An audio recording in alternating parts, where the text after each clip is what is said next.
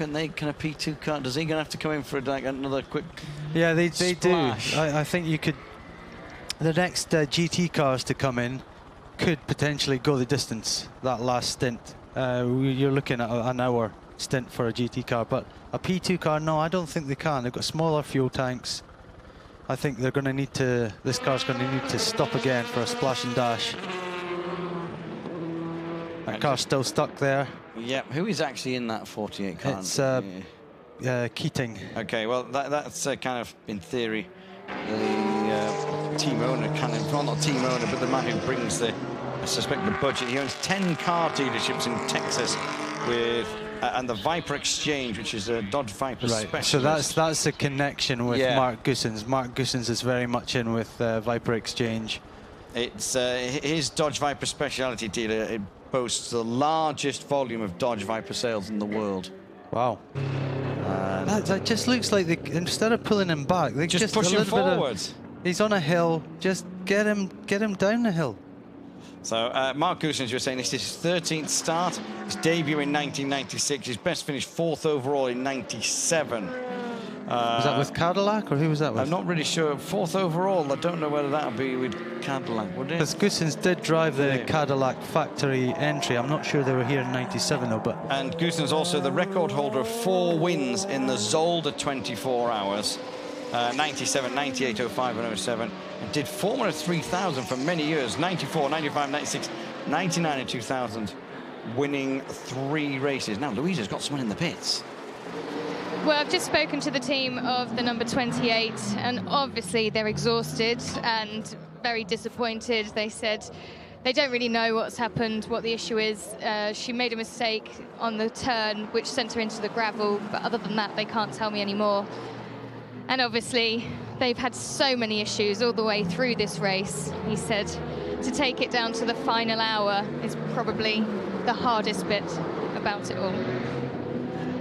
Yeah, you are right there, Louise. Yeah, thanks for that. Yeah. It goes without saying that, you know, you've come 23 hours. It's an emotional journey. Everyone's tired. Not many people have had much sleep. In fact, as I was saying to you, we've now, we went off air and we went and had, I don't know, I guess 4.5 hours sleep. I got about 3 hours 58 minutes. I got 4 hours. So you know, we're the lucky ones.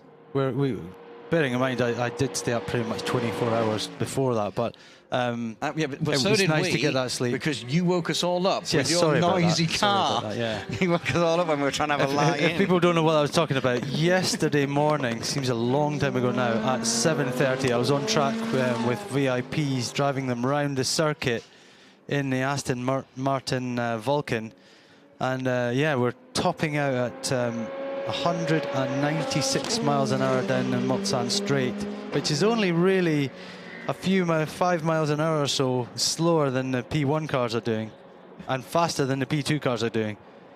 And what he also hasn't said there is where we're all staying, we have like a little campsite in the back of the TV compound, and it's probably, if you were to walk from my caravan to the Ford chicane, it's probably 100 meters. And what Peter was doing was he was basically doing practice start, so to speak, just out of the Ford chicane, I think, to wake everybody up. I did have to stop them after a little while, because my clutch was starting to go away, and since I was driving a 1.8 million pound car, I thought I'd better take a bit more care of this. But there's nothing like the sound of a V12 Aston Martin 7-litre with 830 horsepower to wake up to. Is there? Well, I suppose it was quite a nice way to wake up. There isn't many better ways. The slow zone at zone 1, 2 and 3, that is to retrieve the 48 car. As we just go through our leaderboard on the screen, nothing really has changed at all. Gaps at the front, 28 seconds between Nakajima and Jani. And then it is Lapierre now 6th place overall. Yep, everything's stabilised. GT Pro, GT Am, same combination, same drivers there. Muller got a 1:02 gap over Fisichella. Dixon, he's still hovering around behind Fisichella, 7 seconds behind in the Ford. And in GTM class, Segal in the lead, got a clear lap lead over the Porsche of Heinemeyer, Hansen and Emmanuel Collard. just going back to what the Pegasus team was saying, the 28 team. You don't want to retire at any point of a 24-hour race. And in my years of competing in rallying, I did 3 rally GBs. And one of my co-drivers one year, a very experienced co-driver, professional co-driver, and he basically had both ends of the spectrum. He retired on the first stage, like of a 4-day event, and the final stage of a 4-day event. And it's a little bit like this. And I said, well, which one's the worst? He goes, the last, retiring right at the end. He said, because you've done all the hard work. He said, if you're going to retire out of a big race or a big event, do it at the start, because you don't know what could have been achieved. And he says, you could just dream of what could have happened. He said, but once you've done all the work, he says, you know what you've lost. And he said, it's so much harder to take. Yeah, I agree. Yeah, there's a certain point where, you know, if you're going to go out, you want to go out. You know. Yeah. But once you pass that point, you're like, no, keep everything together. I want to get to the end of this race now. That's it. Well, we're inside the final hour, 54 minutes to go. This is the number 5 car. Kazuki Nakajima, he leads his driver, his teammates in the pits, sitting there just, well, relaxing probably is not the right word. I tell you what, the Toyota hierarchy must be having kittens right now. You know, they've come close a couple of times, but never really been able to take it completely to the German manufacturers. But here they are in first and third. Yeah, it's looking close, and I don't know. As I said, I mean, it's hard not to have your favourites, and I do want to see Toyota do well here. I mean, they've not won Le Mans with this kind of like new generation of car, but in 2014, Davison and Buemi were world champions. But it goes back to what we've said virtually every time we've been on air at any point over the whole week we've been here. Le Mans means so much more than the World Championship. I mean, the World Championship might build up to be a bigger event, and I think it is. But yeah, Le Mans is world famous. It's renowned for these type of cars as the hardest race in the world, and you know, you can see what they're all putting into it. The budgets required, the expertise required, all the way down from the drivers to the technicians, engineers, and you know, even down the amount of support crew, the hospitality people. Everyone's got their job. The shuttle drivers taking the VIPs around. It's just so many. So we're in the pits of the 84 car now. A huge amount of work goes into it. 52 minutes to go. Porsche so looking on. Big crowds, as you said. The grandstand's filling up. The people on the side of the track are filling up. Not long to go now. Danny Watt's going past our box now. Still in fourth place on an outlap with his LMP2 car. Yeah, unless there's any big dramas ahead, I don't think he's going to make the podium, but you never know. I have to say, just going a little bit further down, and the car running in 16th place overall, the Bruno Senna 43 car. They won the first round of this year's championship, as it happens just to go past our commentary box at the Ford chicane. I have to say, they have failed really kind of to deliver this weekend. I expected that car's strong driver lineup in that, Albuquerque and Senna. Thought they might have just been a little bit closer. Well, again, they're another car that kind of put themselves on the back foot a little bit. We saw Bruno Senna in the wall during the practice. He lost it down in Indianapolis and put him. It wasn't big damage, but it was enough to again put him on the back foot. And it's hard to recover, because even though it sounds like there's hours and hours and hours of practice and qualifying, etc., but you've got to cycle through 3 drivers. You've got to make sure at least all 3 have 5 laps in the night time, and that alone takes, you know, an hour. A lot of planning, yeah. And then we had a red flag, so when you're not up to speed early enough and you have mistakes and you're not on top of the handling of the car and you're constantly trying to find a balance with the car and the drivers aren't happy, then yeah, you don't get the best out of it, and then that transfers into the race itself. And then, of course, we had that difficult start to the race with all the heavy rain and picking the right tyre. And if you made the wrong choice, then straight away you'd be a lap down or so. So, Yeah, it's been a fraught race for that car, the 43 Senna LMP2 car. But again, he's a very balanced person, Senna, really nice guy. I was teammates with him in Aston Martin in 2013. Got to know him quite well then. And yeah, really good guy. He's driving all sorts of stuff. He's in the Formula E, of course. So yeah, he'll come back, no doubt. This is the third place for. So we've got the second and third place on pit row in the GT Pro category. Yeah, Fisichella and Dixon. So Fisichella in slightly earlier. So these guys will make it to the end now on fuel. So unless Fisichella has some drama in the pits that holds it back and makes it possible for Dixon to close up on him, then he just needs to keep doing what he's doing. It won't be easy to catch Muller. Muller's out front with a good sort of minute gap. I can't actually remember when he pitted last, but he's got a clear lead. I'm not sure he has to stop again. So that's Fisichella leaving the pits. So we can almost count the gap from the exit.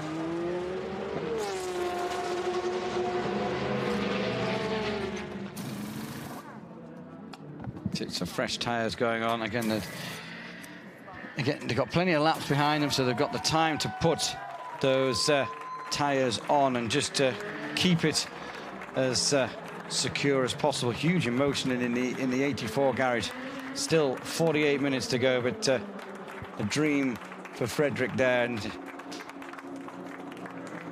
a tear in everyone's eyes. They've got to get it through still, but standing from the outside, you don't know what these guys have gone through to make that happen, and a huge amount. And it's good of the ACO to give them that place in garage 56. As we've talked about, it normally goes to innovative engineering, and they've made it possible for, as you say, a quadruple amputee to drive in Le Mans 24 hours. And at the moment, knock on wood, they look like they're going to finish. Now, we did see out on track just before was Sarrazin, the 6 car, behind the 2 car. There was 4 laps between those guys, so don't think that there was a change of position there. 4 laps between them as they just scroll through the results. At the moment, the placings, not the results, of that GTE Pro battle. It's Muller, Fisichella, Dixon, as we know. Fisichella and Dixon on out laps. Here is Fisichella being chased by another Ferrari behind him. The 82 car is in second place. The 62 car, which is the leader of the AM category, heading out of the pits, which probably will be its final stint now. And a quick hello to Angry Dan down in Australia, listening obviously on the app or maybe on TV. Good to hear that we're making it all the way down there, Dan. We do seem to have it's the pull of the event, isn't it? It's the pull of the event that gets people all over the world watching the 24 hours of Le Mans.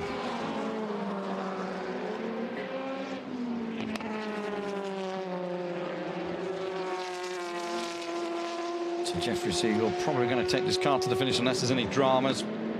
What's that going slowly?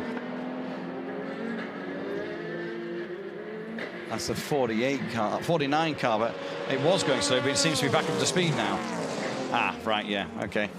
It's gone off. It's wide. It's managed to. And it nearly took the Corvette in with the Corvette. That's a real racing driver rookie error, wasn't it? He was watching the car in front. Oh, he's heading towards the gravel. I don't want to go there. Yeah, got lucky though. He did get lucky, just not far enough to snag the wall. Yeah, I mean, we're getting 46 minutes left in this race now. And as we've talked about, people are tired, and it's these little things, just a slip of the mind. You might be thinking about something else. You might be thinking about what you're going to have for dinner when you get out of the car, or the beer that you're going to have tonight. And you've got to keep focused on this event all the way to the end. Aston and Corvette side by side.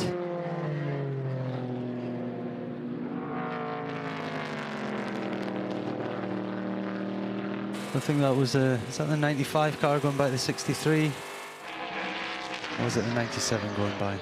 97 now. Yeah, that's 97. A different car. It's 6th in class. So they're running 5th and 6th. Johnny Adams still in the car. Sorensen now in the 95 car.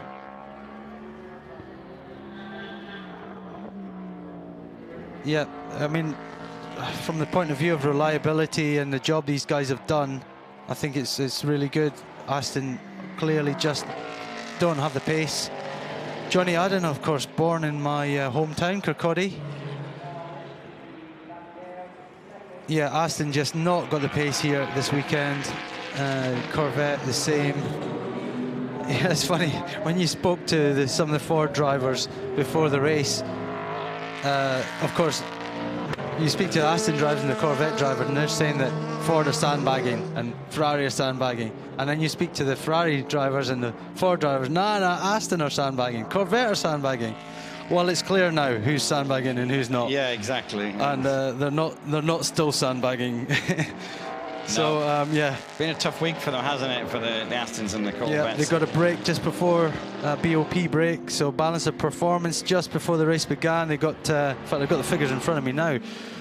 So no changes to the Porsche. They got nothing, but the Corvette got a 0.2 of a millimeter larger restrictor, and the Aston got a 0.2 larger restrictor. The Ferrari had to carry 15 kilo extra, and the Ford had to carry 10 kilo extra and a reduction in its turbo.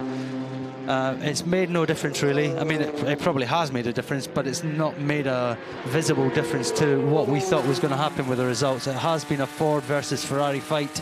It would have been great to see a fight with everyone, but you know, balancing all these cars, considering that the Ford and the Ferrari are the cars that are developed to these new regulations. The Aston's a bit older, the Corvette's a bit older, and Aston, of course, I think coming with a new car next year.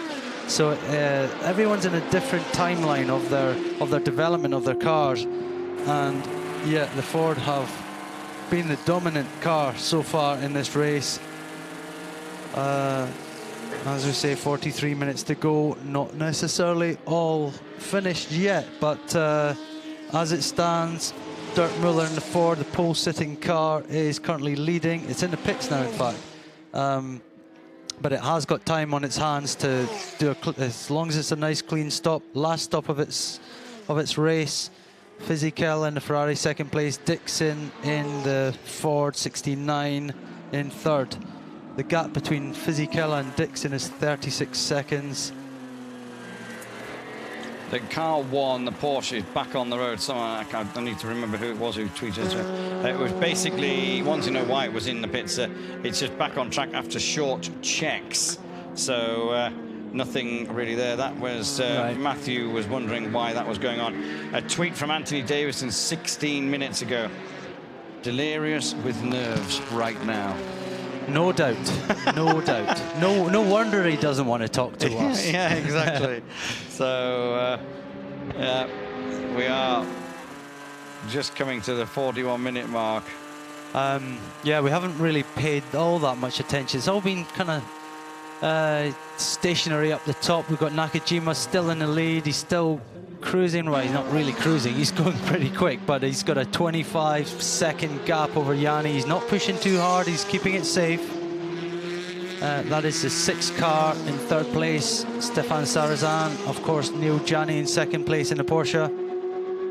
Lapping slightly quicker than Nakajima, but at the current rate, not quick enough to make a difference. And but as his team, we heard his team radio saying, his engineer is like, keep the pressure on, keep it on. We're going to do this until the end. And as we know, it's much easier being the man chasing than the man being chased.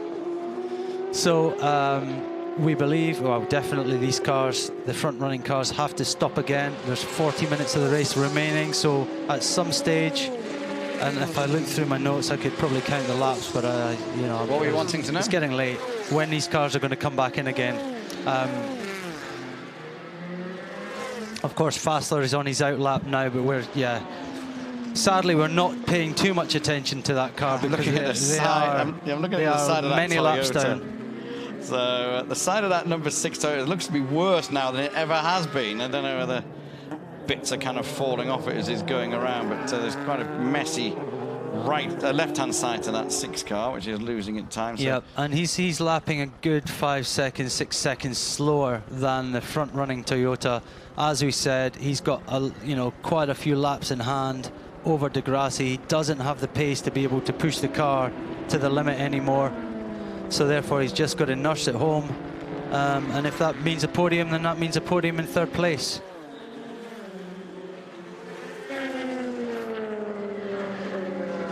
Sarrazin been in that car for quite a while now.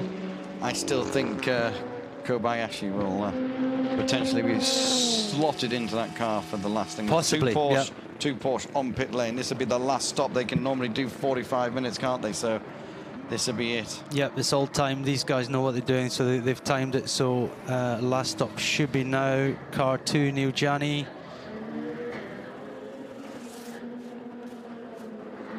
Total kilometers 5,083. Was that about 3,000 something or other miles? And a few more to go. Total time in the pits 35 minutes 57 seconds in the 24 hours of racing. So the time left, we've still got more time left in this race than that's actually spent in the pits. So Yanni team radio.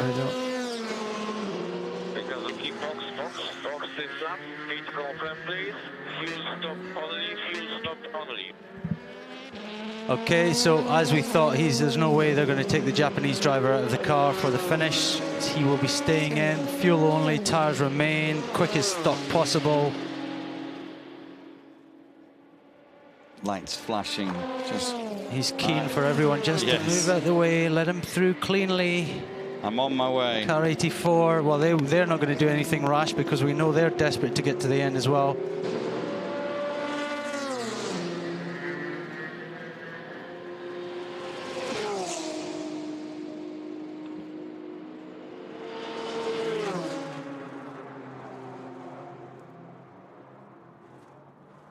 In fact, yeah, so they're having a driver change. Yeah, they're going to, just checking it. Yeah, Frederick is going to, well, as long as it all goes right, he's the one who wants to cross the line. So that would be pretty special for him. A dream come true is what he described it as. Was to be able to start Le Mans. You need to keep it together, guys, so you've still got 37 minutes to go. Save that emotion for after. People having selfies and everything like that, but he's getting himself ready. He's in the garage waiting for that last change to be done. Sounds something. The car, I suspect, is going to be on and in lap now. The number 2 Porsche on an out lap. We know the 5 cars coming in, and it is just basically for fuel only. No driver change, which we are not surprised about. It'll be when the Sarrazin car comes in. They have 9 laps. 5 laps it is actually. Total advantage over the car behind. So if they wanted to slot the 2nd Japanese driver of the team in the 5 car on pit road and heading towards its garage. Not garage, well, its box. It's not going to go in the garage, hopefully, unless there's a big drama. What do they do? I think they do the driver change in the garage, though, don't they? No. Are we talking about 85 or are we talking 5? Sorry, I was talking 6, but 84, you're 84, right, yeah. Does happen in the garage. That takes a bit longer. So that car, the 84 car, will go into the garage. Sorry, I'm on a tangent. That's okay. 61. Where is 61? That's on. So that's the 4th place for that's the. That was a car that was on pole.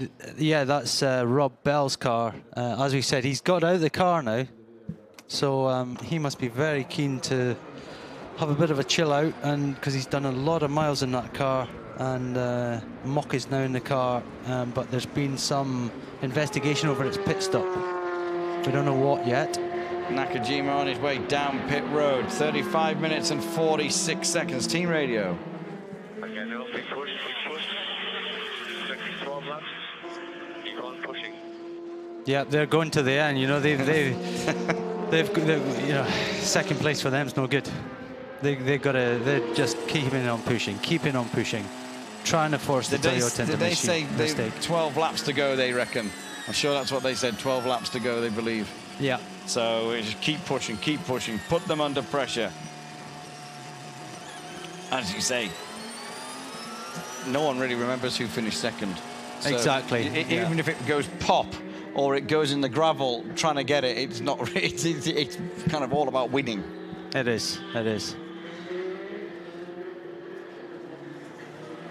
Ferrari here, the 83 car, and it's a strange time of the race now, pure and simply because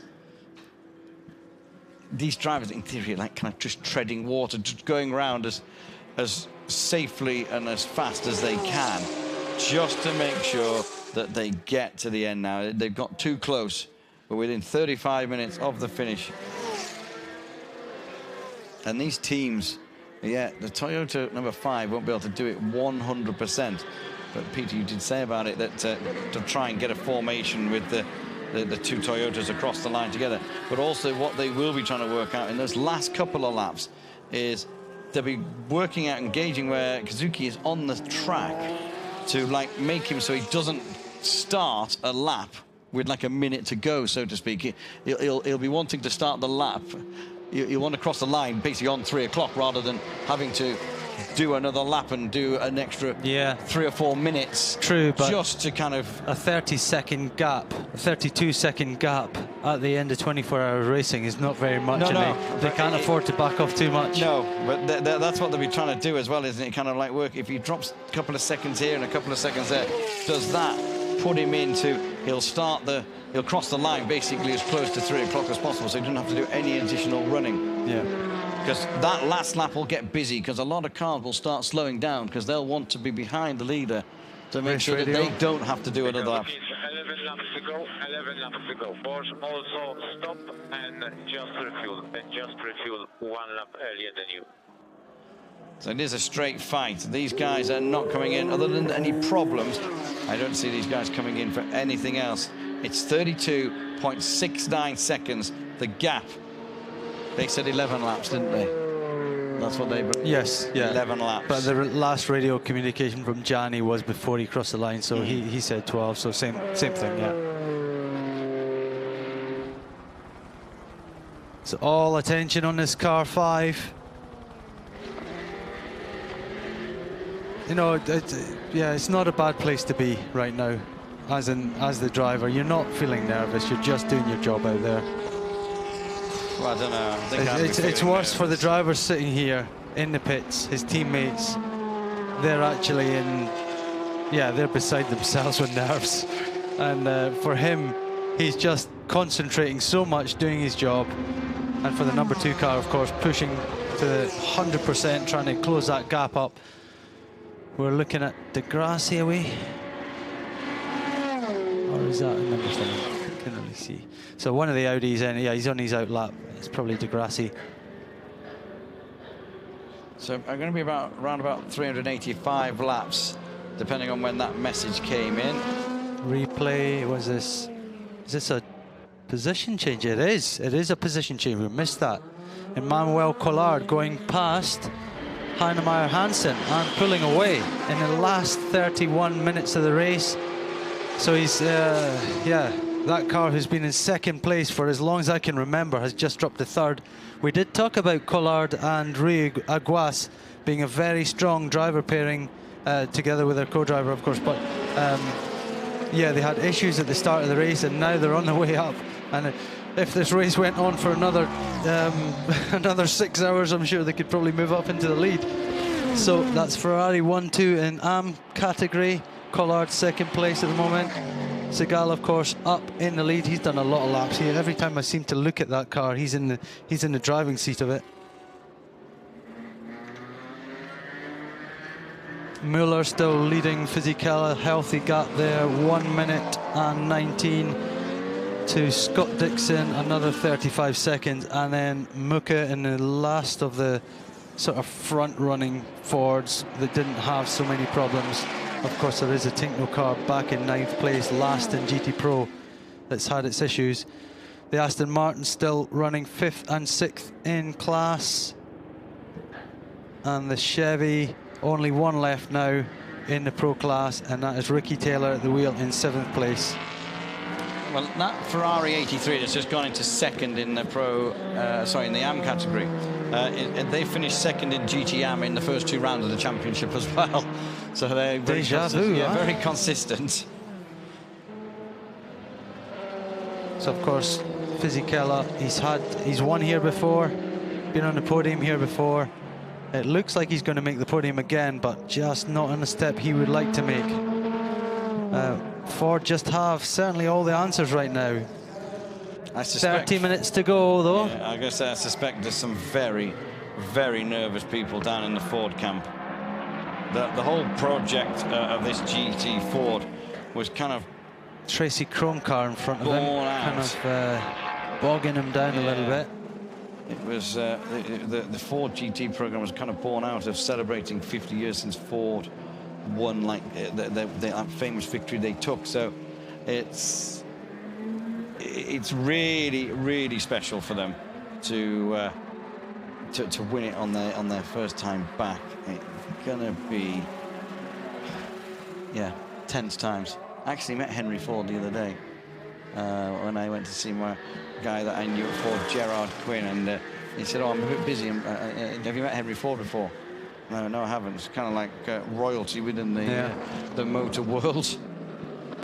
So, just checking Twitter, everyone's either fallen asleep or gone quiet, which is, or they're just quite tense and relaxed. Now, just checking the 84 car. Just going to have a quick look at where the 84 car is. It should be. Oh, it's not on that page in my results. They've all stopped. That's why. They've all stopped. They've gone grey now.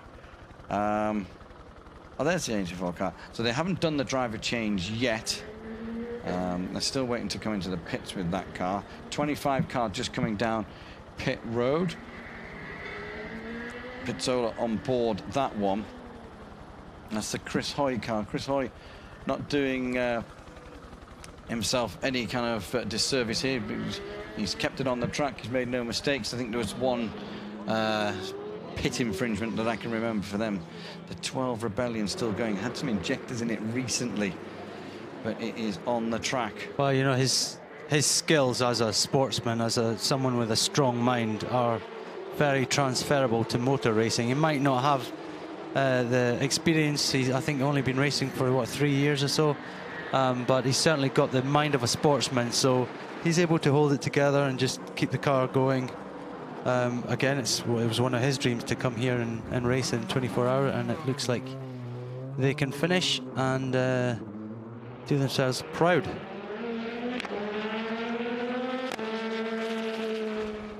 So we're getting a last stop for Lapierre. We did think that I think he stopped on the hour before, so he did need a splash and dash of some description.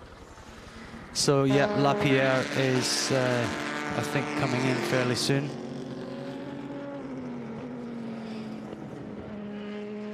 Just got to say, just a splash of fuel. There is Chris Hoy. Yeah, fingers crossed. It's quite amazing that someone with so much success, that he sits there thinking, this is like a dream. Emotional moments for Nina Gade as well. Final race for Audi. It's not been the type of race that she wanted, but a lot of history, a lot of victories, a lot of highs for that number 7 car with Lena in it, and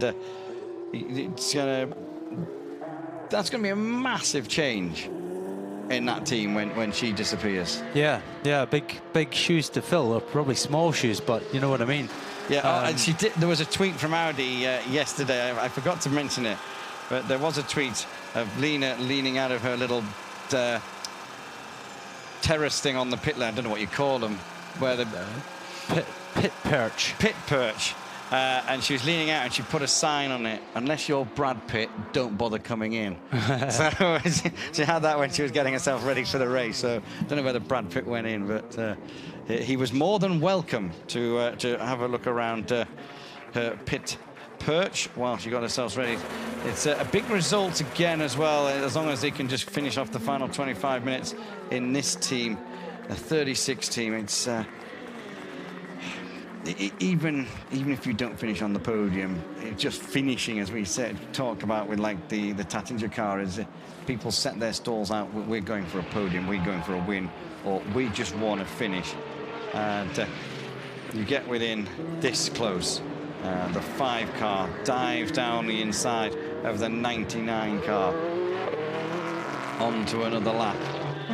The gap. We're just waiting for the 2 car of Jani to go across the line. There it's heading towards the line. I can see it out of our commentary box window. We're situated midway through the 4 chicane. The 7 car on board with that. Heading down. Team radio at the 7 car. Okay, Marcel, the race leader is behind you. Race leader is behind you on track. And the number 5 behind. 5 being the race leader.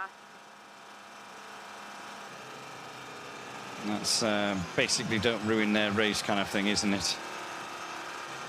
Yeah, the Audi have got nothing to gain from getting in the way. There it is. You can see it there. And the other Toyota's just ahead as well. There it is, the 6 car. So they're all 3 of the P1 cars all close together in between the 2 chicanes. Got Danny Watson there in the 42 as well, running 4th in P2. Ed Brown in the 30 ESM car being whipped around by race leader Nakajima. The clock counting down in the background there, you could see 28 odd. Can't be 28, man. Yes, it was, because it was just a replay for us.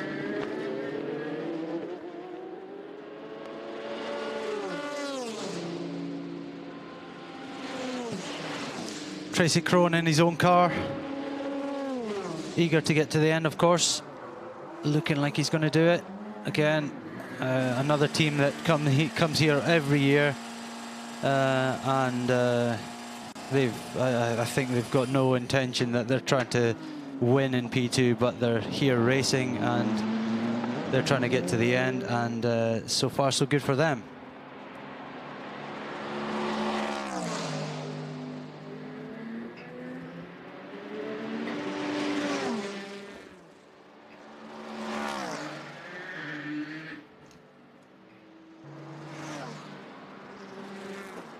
So looking back at the pro class of GT, Dixon is still pushing on, still trying to reel in Fisichella, but he's got 35 seconds to overcome. Muller still has a healthy lead. And yeah, looking back to the 2 Aston Martins still running in the middle, 5th and 6th.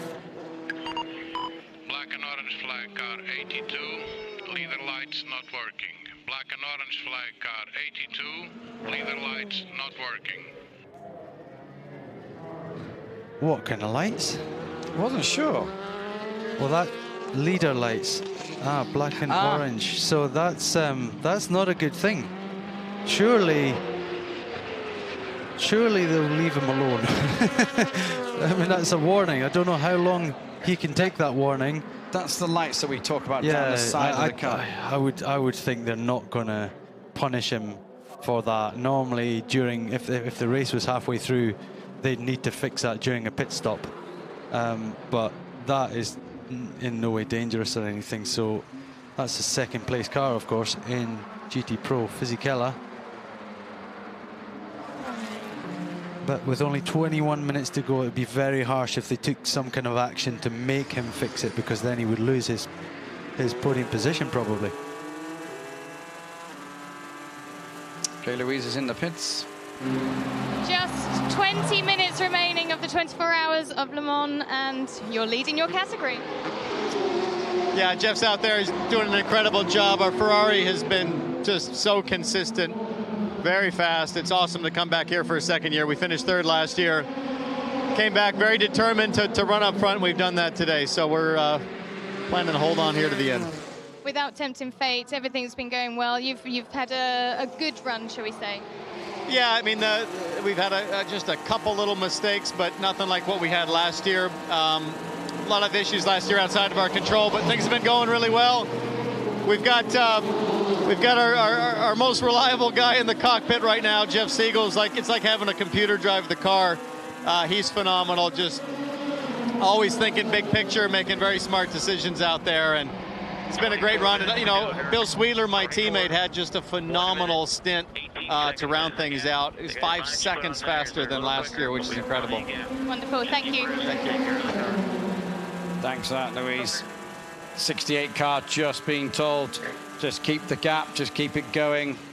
Take care of the car, nothing silly. I mean, all these things, I guess they feel like, the team feel like they have to say that, but of course in a driver like Dirk Muller, who's been around and won many things, is he's not about to just throw it at the wall or anything like that. He's going to do what he can do just to bring the car home. But it's nice to have information from the pits on your gap. He's got, as I think the pits told him there, he's got a 1:16. That's a healthy gap, so he can afford to just back off, drop a second or two a lap and not have to worry too much about it. He's just passing in front of us now to complete another lap. So he's on 335 laps.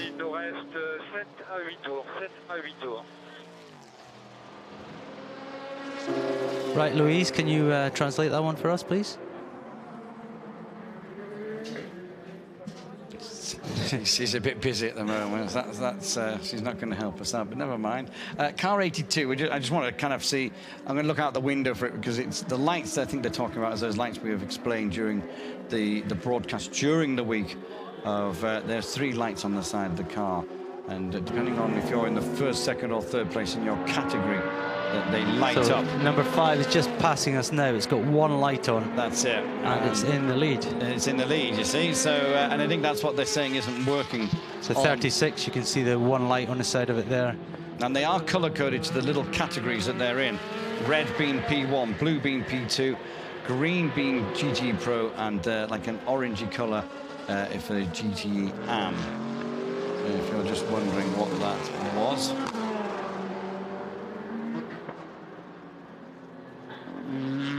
Find out what the gap is at the front. Now the 82 car's just gone past, and it's work. They were working on the side that I just saw. 29.5 seconds is the gap at the front with 17 minutes and 50 seconds to go. Japanese fans down there. Number 6 car hasn't done what I thought it was going to do yet. Hasn't swapped the driver. Maybe they're not going to swap the driver now. They might not try and tempt fate and worry about it right now. I mean, yeah, it'd be great to have a finish where they're line astern or side by side, but yeah, the number 1 thing is to get that number 5 car in first and get their first win here.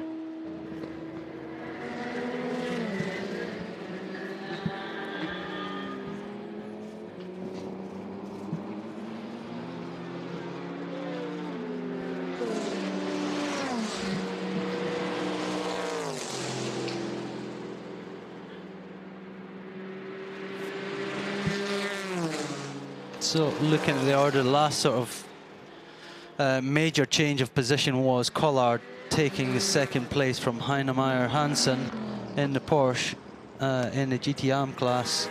But other than that, yeah, the other positions have kind of held for quite a few hours now.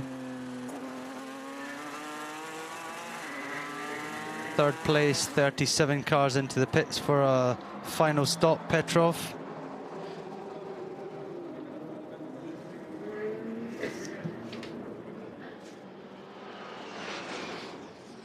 So, heading towards the final 15 minutes. By the time Nakajima gets to the end of this lap, it will be around the 15-minute mark. 3 minutes 30 a lap, so 5.5, 6 laps to go in the 24-hour race. We're on 379 laps. He's actually only 379 laps he's about to complete. It's a lot of laps. It's a lot of laps. You'd be happy to sit there all for the remaining of 15 minutes, 36 seconds. No traffic around him. Clean road, dry road. Japanese people so loyal, so trusting, so fair. And it's about to hit the big one. It's about to be. So their lights are working, I think. That's 62. Yeah, but the 82 went past before, and the light was working. So it whether must be just on the other side then, because there's Twitter action about that, and Jake Urath tweeting about it, and Specutainment talking about it as well, and I think they're of the opinion that it's possible that they might bring him in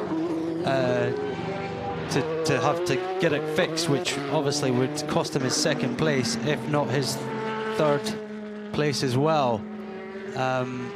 Again, that's not for us to comment. We don't make the rules, but it does. If that did happen, that would be very, very unfortunate. Don't you worry about it later. Let's just finish the race and argue about it later or something like that. But need to try and see.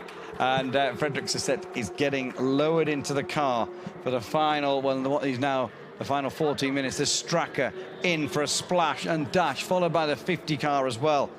So just not quite having enough fuel to get around the final few laps and kilometers of the 24 hours of Le Mans, the 84th running of the 24 hours of Le Mans. This time yesterday, the weather was pretty rubbish. It was pretty awful. There's still a lot of cloud around, but it is warm and it is a bit sunshiny. So that is the main thing. They'll be able to celebrate in style. 13 minutes, 45 seconds. 30.3. Good job, Kaz. Good job, Kaz. So that's 5 laps to go. 5 laps to go. Yep, that's Nakajima. Yep, all the communication between the two of them. 30 was just giving him the gap, 30 seconds. He stabilized it. He was quicker that last lap, and with each lap, obviously, passing by, Gianni can't get any closer. So, yeah, no, I'm not going to say anything. That's it, 30 seconds is the gap. The 83 car coming into on pit road. That's the Collard car, second in AM at the moment. That's 56 seconds over the third place car. So we've got 84 car just trying to keep out of the way, trying to make it last 12 minutes of the race, just trying to make it to the end. Here is our leading car coming through. All the eyes from Toyota around the world. Yeah, I mean, I think we talked about yesterday how big a race, in fact it wasn't yesterday, it was the day before that, how big a race this is. We've got a TV interview with Louise. Let's go to her. We're with you, Louise. 12 minutes and counting down. I think they're going to be the longest 12 minutes of your life, aren't they? I don't think I've ever been so nervous in my life, that's for sure. It's not over till it's over, so we're all here, fingers crossed, and just watching those seconds go by. And looking at the performance so far throughout the 24 hours, how's it been? The car's been fantastic. The team's done an incredible job. Every single pit stop was perfect. They've done an unbelievable work here. Everyone's, you know, put every ounce of sweat here. The car's been fantastic, and the drivers have done a great job. So hopefully it all comes together. You know, we're just trying to do the best job possible, and hopefully that result comes. Well, I'll come back when you're smiling and celebrating properly. Thank you. I hope to see you then. Thanks for that, Louise. So 11 minutes 24-23 now. Louise, can you just confirm who that was, because we didn't actually get who was speaking. Louise is not listening to you. She's tired. She's tired. She's tired, lass. What we've got to look at as well, the two car into the pits. That's not what we were going to look at, but the two car into the pits. That seems quite bouncy, the front end of that car. Now, he should have been able to get to the end on the fuel he had. Yeah, agreed. Agreed. Okay. That car did look bouncy. There's a tyre going on. Another set of tyres on it, yeah. Must have had a puncture.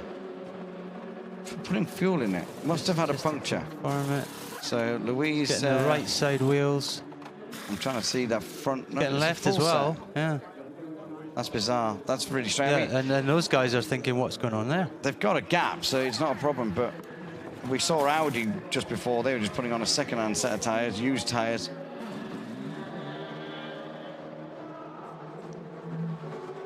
So, yeah, that's strange that the number 2 car comes in and puts some fresh tyres on and some more fuel in for the final. So we're seeing on the board here, stop and go penalty for 82. Repair your leader lights. That is Fisichella. Yeah, that is Fisichella, and I was waiting for the gap to come up, which is Scott Dixon's got to come across the gap. That last interview. Scott Dixon isn't far behind. That's a position change. That drops Fisichella to 3rd at least. Yeah, he won't go further than that. Unfortunate, very unfortunate for them. Radio. In the box. No pressure. Don't need to push it. Take it easy. There's 10 minutes remaining. So we're going to say we have about a 40-second delay from when the team talks to when it actually gets replayed onto us. And that was about right, that was. Probably about 38 seconds, that one, when that came out. So yeah.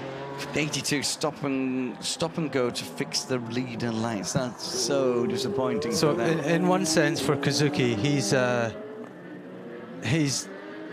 able to take it easy, which is what he wants to hear. Oh yes, I just want to cruise. But in the other sense, he has to also concentrate and not do anything silly, because you start losing your focus a little bit.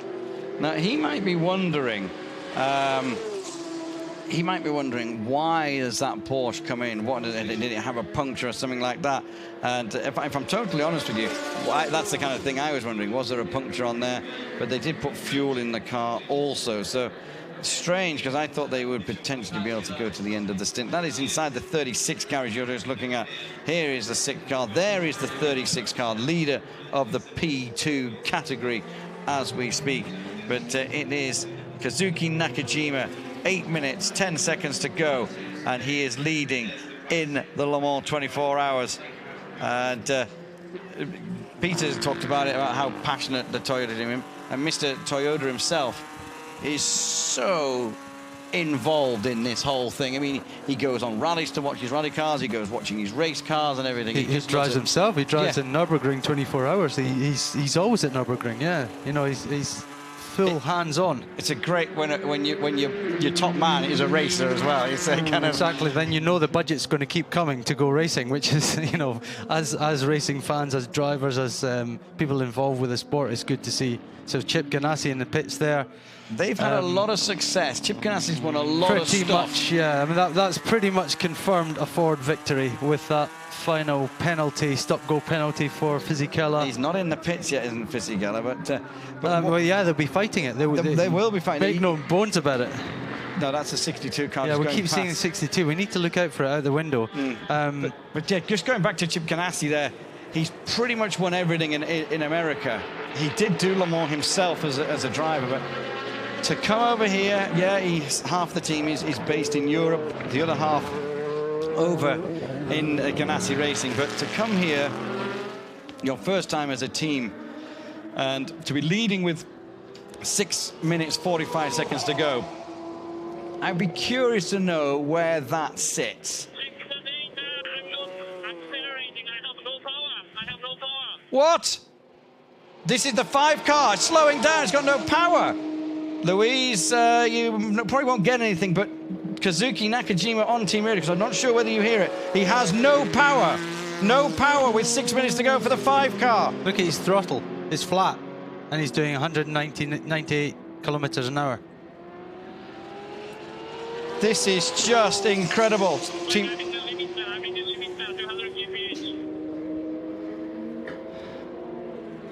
He's on the limiter, 160 kilometers an hour there. It's only going to 6.5, maybe 7,000 revs. He does have a minute and 9 seconds, but it's not going to be enough. He's like doing half the speed of the Jani Porsche down there. You saw the clock over the shoulder of the Toyota people reading 5 minutes. Here comes the number 2 Porsche. Is this going to turn around? in the last 5 minutes. This is incredible. You could not make this up.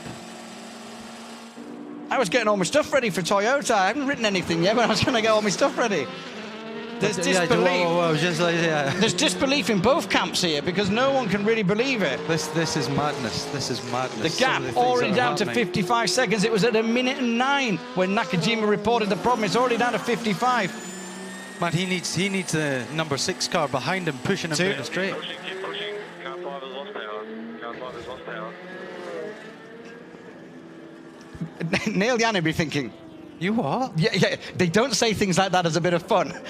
How much power has he lost? What's he lost? The 26G drive car into the pits. What are Toyota going to... They've just got to keep going, haven't they? There's no point in bringing it into the pits. Anthony Davison will be beside himself.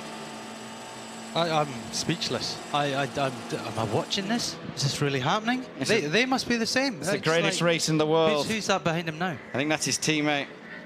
Is there anything he can do? Push him. Can he help him? Push him. Oh, my word. 4.5 minutes to go. They don't know what to... They're like, what? Well, none of them know what to do. No reaction. Which, yeah, you wouldn't. You'd be just like, keep going. And Neel Jani being fed quite limited information of just keep pushing. He doesn't want to trip up over anybody because it's down to 25 seconds, the gap. I mean, bearing in mind that car had an extra stop, so it would have been in the lead by now. Yeah, we're about to have a lead change. The 5 car there in it. That's an Audi. We're heading towards what would be pit entry. 6 has gone by 5 now. Is he coming into the pits or is he going to stay out?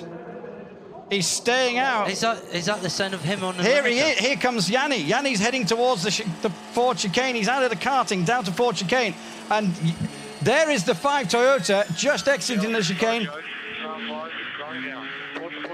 Yeah, it's stopping. It's stopping. There's going to be a lead change on the start-finish line. There is a new leader.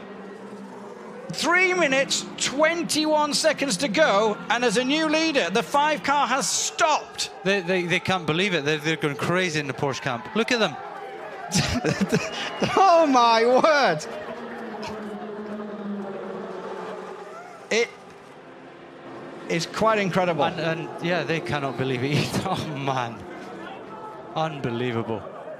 This car was on pole on Wednesday night, and they weren't headed all day Thursday. They had a pretty dismal start in the rain, and they've had problems, they've had issues, but they have kept going. Meanwhile, looking at a different subject, but car 82 has not pitted yet. They're fighting it out to try and just get to the end of this race without having to stop. Now, is that Toyota waiting there? Wait, put time radio. Take it easy, Neel, take it easy. Just got to bring it home, mate. We're going to win this one, mate. Just bring it home. You cannot make this up. All of the media have gone from Toyota all the way down the Toyota at one end, Porsche in the middle of the pit lane, Audi at the further end towards the exit. And you know, at this rate, what do you do? At this rate, if he's got it going again, I wondered whether he was going to try and finish the lap, so at least he'd be classified, because he still will be on the podium. He'll be second at the minute. If he can, depends. I mean, maybe Sarrazin will come, but yeah, if he can. Because he's got it, he's obviously done a recycle. If you are only just joining us for the end of the race, you have joined. There's Brad Pitt still. He cannot believe the 5 car stopped again. And he's actually passed where the checkered flag would be hung out. So it's not like he stopped at the Ford chicane and can try to do the last 100. If he had stopped before the line, yes, he would be classified. At the moment, if he doesn't get going, he will not be classified. The number 2 Porsche has got behind it, nearly alongside it, the P2 leader and potential victor, which is the 36 Signatech car. Oh my word, is that the Ford as well? Absolutely cruising now. Well, he's got 55 seconds to go. He doesn't need to worry about it. There is the leaderboard, and it wasn't like that. That's interesting. Ford. This Ford is going past. I don't know which one. It's probably not the Muller car. No. They cannot believe it, and I can't.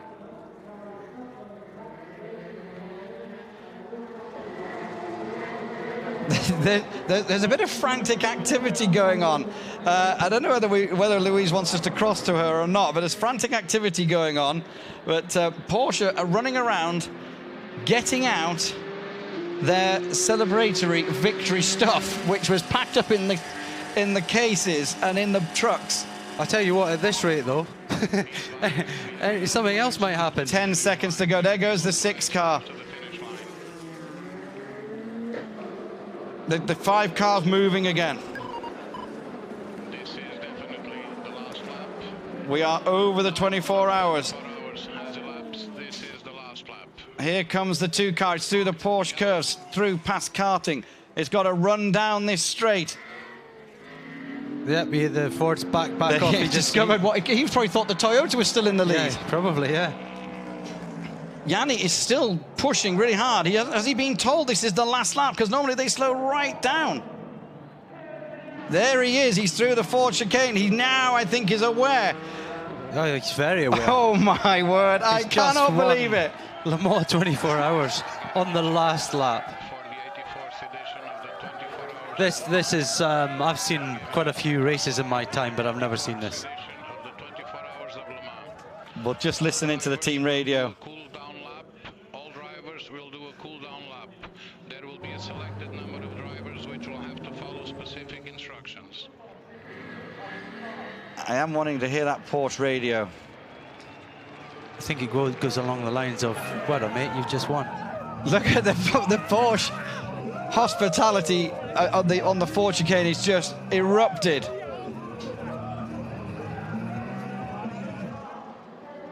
Dear me. The tears there. They just can't believe it. There's tears of everything. There's tears of just pure disbelief. Probably for Neel Jani as well. Disbelief for the Toyota and disbelief for Neel Jani. He cannot believe it. 3 minutes to go, he was in second place. And it looked, yeah, after that last pit stop, absolutely no chance now. No chance. Yes, they were a minute and 19 down with 3.5 minutes or 3.5 minutes to go, less than 3 minutes to go. He took the lead. Bearing in mind, Nakajima is still somewhere on track, trying to limp round to finish the race. He's still to collect his podium. Yeah, at the moment he's still down as second place. So is that Dirk Muller? No, that's not Muller. That's Dixon. So Muller's already crossed the line. Muller wins for Ford on their return, and Fisichella did not pit. He decided against pitting. His team obviously said, "No, stay out," and we will argue this one. Is that what they did? Yeah, he did not pit. He took his second place. And down, that's Gustavo Menzies down in the Alpine pit. So they are the winner, 36 car of P2, and winner is of the AM car 2 cross the finish line again and go and pit underneath the podium. So car 2. Yep, straight into the winner's podium. So we've got Jeff Segal, winner of GT Am with Collard and Heinemeyer Hansen behind. So Ford 1 and 3 in the pro class with a Fisichella. Well, at the moment he's second. They've got a lot of arguing to do. It could well be at end of the day that we have a Ford podium in GT Pro, which for them would be pretty outstanding. It is just, the T-shirt says it all, 18 wins. Now, what some of you, well, a majority of you won't be aware of, there is the 5 car. It's still going round.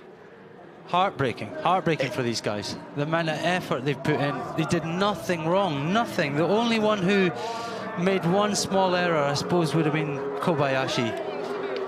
And, yeah, he's I cannot believe Jani's won this. So we're looking at Dirk Muller there, winner for Ford, pole position man and winner. Of course, moved over from BMW last year into the Ford camp and takes his, actually I don't know how many times he's won this race, but I think this could be his first.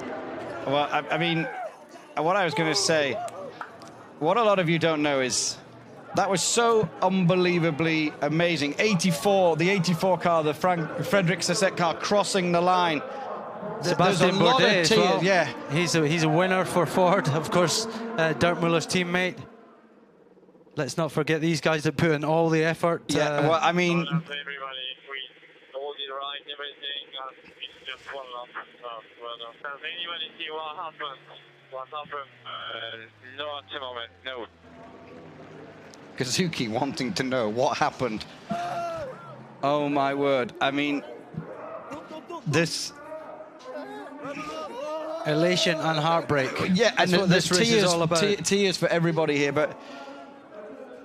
Okay, we've got Louise in the pits. She did have... Mark's running away. She's going out. Come back, Mark, come back. Louise is there in the pits. We will keep you live, Louise, so when you get it, we will be with you. She is trying to get the winners. I know you want to celebrate with your team. I know you do, and I know you're shocked. That is unbelievable. What can I say? First of all, I feel sorry for the boys down there in the garage because they deserve this, and they're giving us a hard time as well.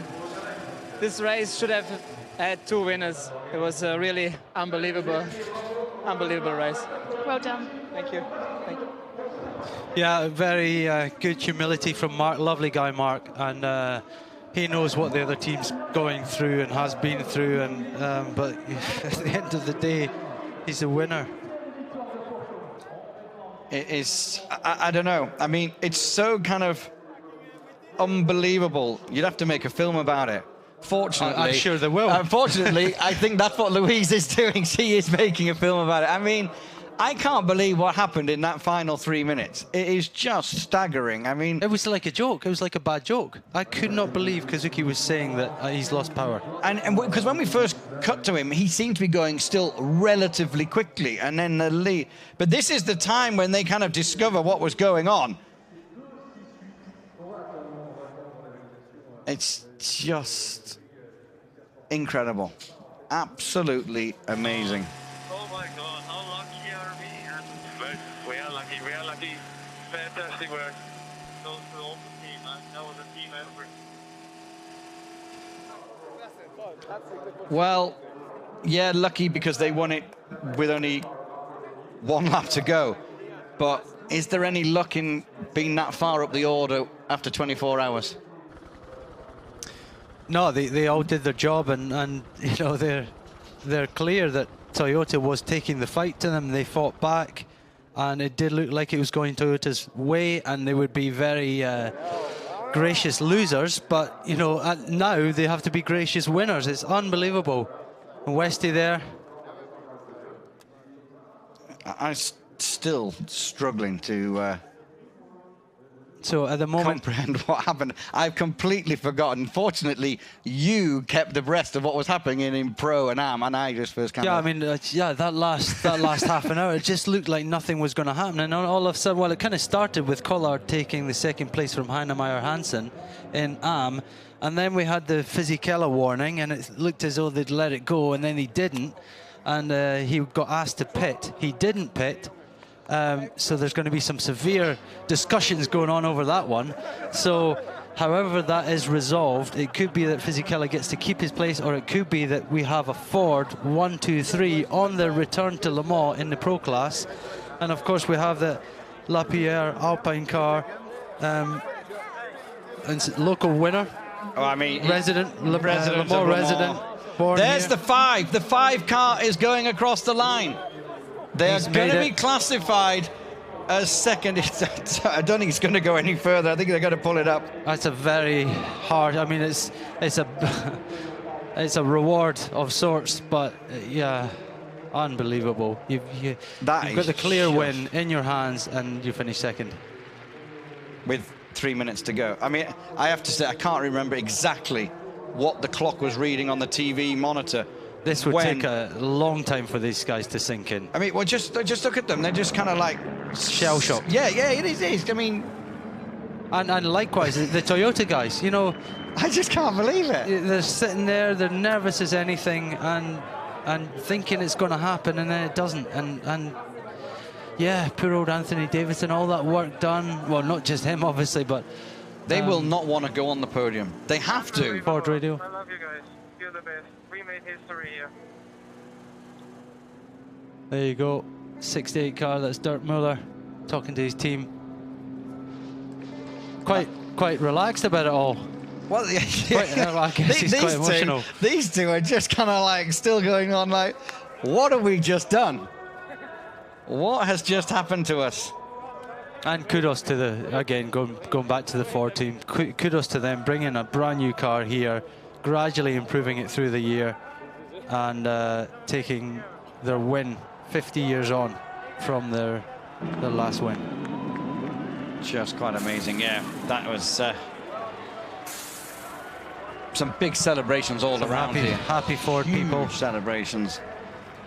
The 5 car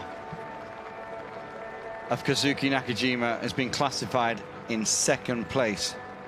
It is parked up on the pit straight, and I don't think Kazuki Nakajima will get out of that car until the podium's finished. I just think he'll just sit there and sit there. He's going to be very emotional. Yeah, that's can be so hard. And the whole of Japan, and you know, millions and millions of people will be watching this race, and they've just watched them being robbed on the last lap. And I kind of went into the subject of how big this race is in Japan. It is a massive race in Japan. Oh, I mean, I'm just staggered. And this gentleman here, car 84, Frederick Sisset. This was the moment. This was the moment it changed. This is a replay. The 5 car coming to a stop on the pit straight, and the 2 Porsche overtaking. There you can see the 5 car to the right. That was with about 3 minutes to go, and the number 2 car, I didn't see that come past us, but it has come past us. It is on pit straight again now. He will then turn hairpin right. And he'll go up to the podium. And go down the pit lane the wrong way and down to the, well, victory lane, whatever you want to call it. They park underneath the podium, don't they? I'm still... Yeah, we're shocked. I did not think it was going to end like that.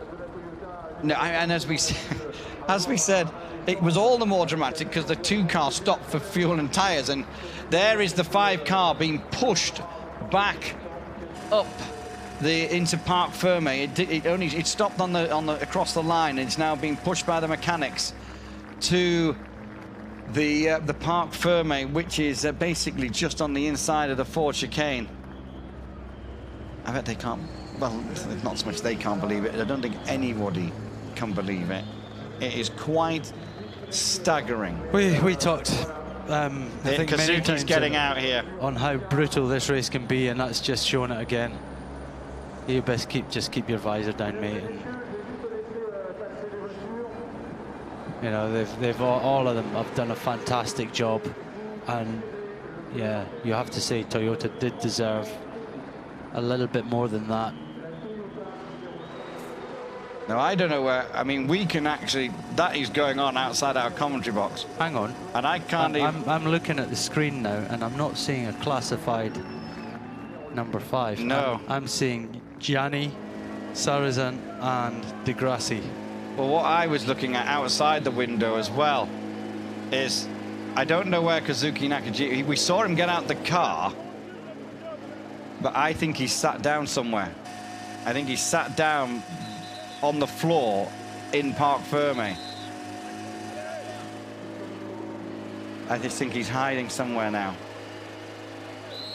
Now, I don't understand why they wouldn't classify 5. He's got round. He's crossed the line. 23 hours and 56 minutes into this 24-hour race. This car was in 2nd place. It is sheer disbelief. It's not that it's not deserved, but it's sheer disbelief of what happened in those final minutes. We're meant to be off air at half past. I got a feeling this podium ceremony will still be going on. It might take a bit longer than... It might take a bit longer. I don't know. Louise is in the pits. Let's cross to Louise. She'll be right in the thick of this. Let's, Louise. Well, the scenes here are incredible. Dr. Ulrich's down at Toyota. Quite a few of the bosses from Porsche are here. They're all talking to the team. I've seen Sebastian Bourdais come in to come and find everybody. everybody is just consolidating them. It is quite amazing. The mechanics, the Toyota mechanics, are walking back in, having pushed the car into Parc Fermé. I have still not seen Kazuki Nakajima. I don't know where he's hiding. I think he sat down somewhere in amongst the cars. I don't know where he is. Quite incredible. The sixth car completing its slowdown lap.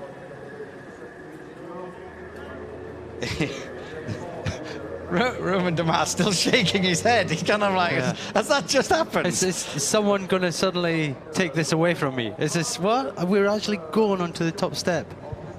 Of course, he's been there before, but, you know, not in these circumstances.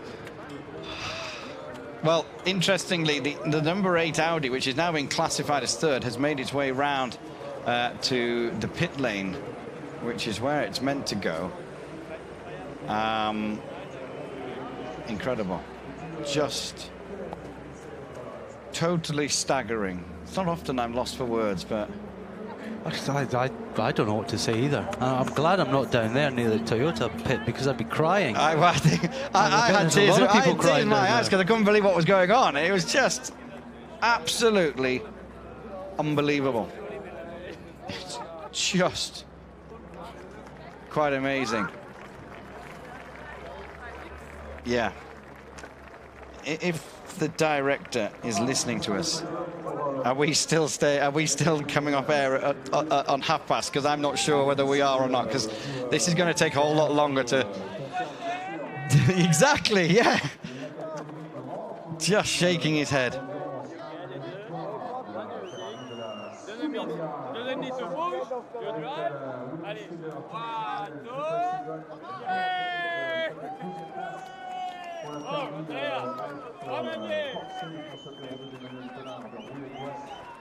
I think they're trying to get the engineer, aren't they, or somebody onto the car with them.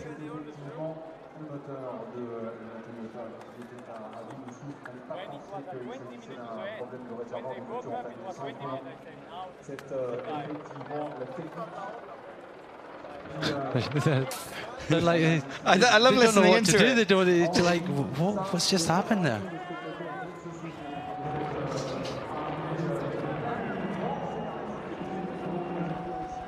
Looking at the Ford drivers are running across the gravel trap because the Ford hospitality is just on the entry to the Ford chicane, and they're going over there to celebrate in front of all their VIPs.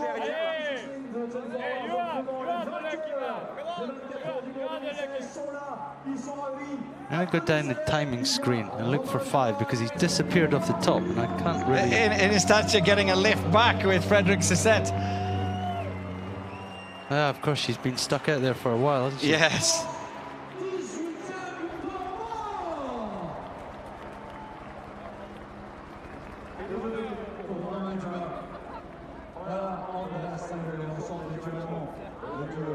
Just look at that. Just pure disbelief.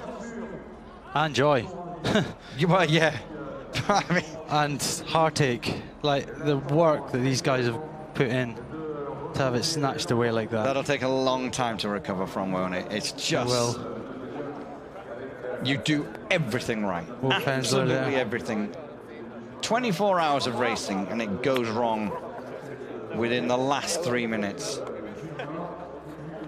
Isn't that why we love this sport and hate it? That drama. Yeah. That tension. Yeah, if you're on the side when it does go well like that, then it's elation. It's just staggering. It really is. So there it is. The number 2 Porsche. I'm trying to think. So again, they've not classified the number 5. They've not classified it. It's at the minute. It's the number 2 Porsche, followed by the 6 Toyota and the 8 Audi. That's our top 3. It is just, the emotion is running massively high. There's a lot of teams, as Louise was saying, are now in that Toyota with just sheer disbelief. And Brendan Hartley's been in there. Now, Louise, I've lost. We had footage of Kazuki getting out of the car at the Parc Fermé. I then did not see him disappear. I have no idea where. I still think he could be sat in amongst. Do you think he went somewhere? I didn't see him go anywhere. Out the back, he would just want to just get his head together. Yeah, it's tough to have all of that. That's why I thought maybe he might be hiding somewhere. I haven't seen him, but it is the two Porsche that has won the 84th edition of the 24 Hours of Le Mans. They're going to make their way through to the podium. Sarrazin is classed as second, the 6 car. Then it is the 8 Audi. Number 5 is not classified due to Article 10.15. I'd have to get my rule book out, but that's well, you've got a rule book. Well, I don't know whether I understand it, but let me see if I can find out what that is in the time that we have before the podium. Right, the winning tweet. Who tells me what that means before he... before I find out. Then wins... wins their name on the programme. They get their name on air. I need to just try and go through that. I've got to look at Mike Conway. I mean, his car's finished second. He's just shaking his head in sheer disbelief. There you go. Well, I've got an answer before you even got it out. Well, he reckons it's Nicholas Jameson. He reckons that every car must do a full cool-down lap. And yes, 5 did not do a full cool-down lap, so it's a possible reason there's a that is harsh, a full cool-down lap. Because in the past, when I've normally come straight into the pit lane. Yeah, exactly. When I've finished this race, I've come straight into the pit lane, literally a couple 200 meters after the line. Boom, end stop. So yeah, we did hear the race director saying this year that everyone needs to come all the way around, and they have. Because that's the thing that they only started. My first Le Mans commentating was 2014, and there was confusion when the 7 Audi won, because Lena was saying you have to do a whole lap, and so Ben, I think, was in the car saying, but no, we normally come in at the... No, it's a new rule. You go around the whole lap, so it's quite a new thing. That's what it is then. So all of a sudden, you've got car number 8 finishing 3rd, and nothing for car number 5. That is... Mind you, people don't want to finish second, do they? They don't, but it's still better than nothing. It's got to be better than nothing. Right, they've opened the gates here. The crowd are flooding in. Of course, it's one of the traditions to have all the people, anyone who wants to come and stand under the podium to see the winners take their top spot.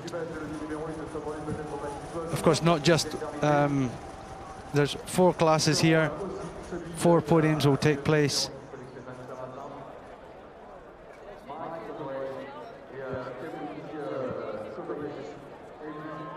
Actually, is there still a LMP privateer category as well? There was back when I was doing it. Yeah, well, the Rebellion team seemed to be stood in there, so I think so. So if they got to the end, and I think they probably did with the 12 car, so they're the only team to be on the podium. So there should be 4 podiums then, 5 podiums. Yeah, there's Rebellion there, so yeah, I think we're right with that one.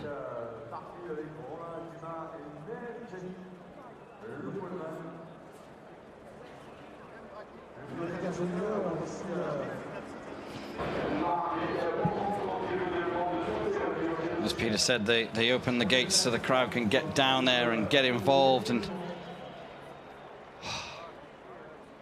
I'm only kind of now just realizing what's happened. Well, I did realize what happened at the time, but dear me. Unbelievable. So 3 cars, 3 different manufacturers on the podium. Not the 3 that we thought, and certainly not in that order. Not in that order anyway, for sure, not in that order. And yeah, it kind of looked like Audi were never going to make the podium, but yeah, how many? 12 laps down. De Grassi 12 laps down, finishing for car number 8. Again, they're not going to care too much about that. The overall performance wasn't good enough. They all know that. Not from the driver so much or the engineers, but just the reliability of the car.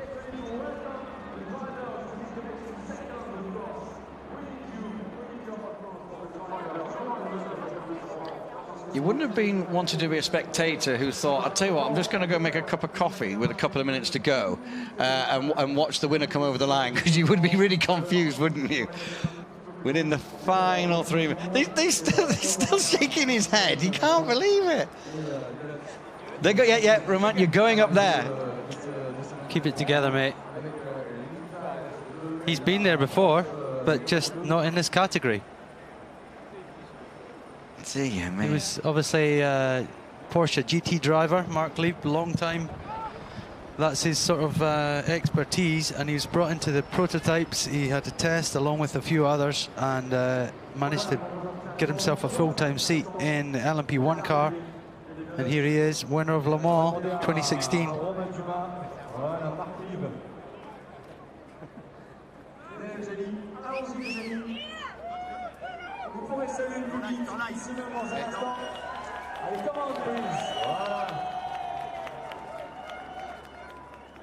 Nick Heidfeld in the background, so yes, Rebellion are there. Car number 12, Ollie Jarvis, podium finisher in Le Mans. Nicolas Lapierre, obviously big friend of Dumas,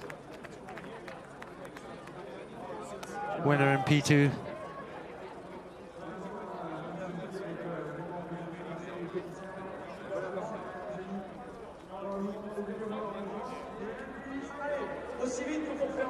Neel Jani can't get that smile off his face now.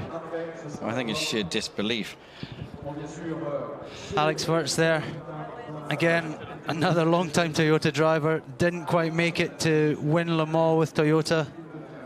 And then they didn't make it this year at all. It is quite staggering. Alex Wirtz is going to be giving out the winning trophy as the Grand Marshal. Well, he was, yeah, 3 minutes to go, and he was giving it out to one of his own. He was. Yep, I think still on the Toyota payroll as an ambassador for them. It was all looking good, and then all of a sudden, loss of power. They don't know the reason why. Kazuki pretty much finished the last lap, bouncing off the limiter. Car not going very fast at all, and couldn't finish the cool-down lap, therefore he wasn't classified at all in the finish. So all that hard work, and he's not even going to be classified. Very cruel twist of fate. The winning crew of LMP2. While we just wait for this podium celebration, just in case we do end up disappearing off air due to broadcasting timings and things like that, I've just we'll start to kind of wrap it up so we don't forget to thank anybody. But thanks to the whole ACO TV team, obviously you, Peter, sitting next to me. We've done I think 24 and a half or 25 hours of commentary this week, and I didn't expect that anyway. But Jake, Giles, Louise, Anthony and Gent in the pits as well, working tirelessly to give us all the information, and I've got no words. Yeah, no, It's quite amazing. It's been a roller coaster.